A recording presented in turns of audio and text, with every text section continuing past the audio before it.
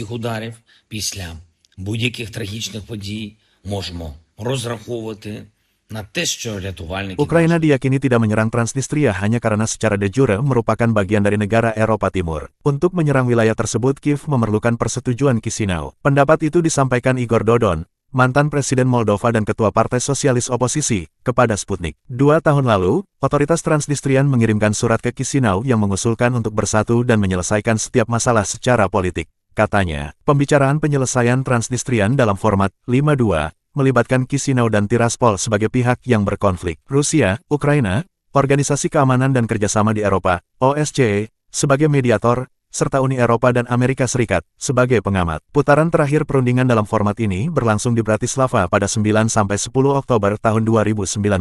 Transnistria 60% penduduknya adalah orang Rusia dan Ukraina. Wilayah ini berusaha memisahkan diri dari Moldova bahkan sebelum runtuhnya Uni Soviet, karena khawatir Moldova akan bergabung dengan Rumania dalam gelombang nasionalisme. Sejumlah warga Transnistria berdemo di Tiraspol, ibu kota wilayah yang memisahkan diri dari Moldova, dan mengibarkan bendera Transnistrian dan Rusia, meminta perlindungan Rusia, pada tahun 2014.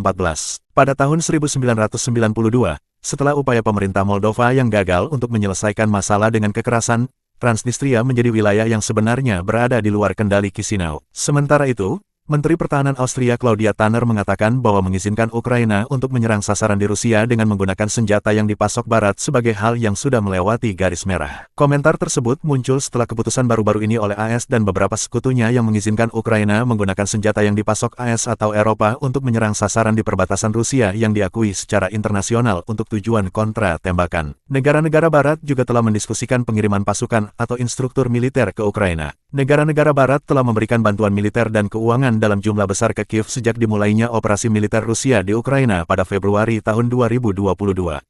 Kremlin secara konsisten memperingatkan agar tidak melanjutkan pengiriman senjata ke Kiev, dengan mengatakan hal itu akan menyebabkan peningkatan konflik.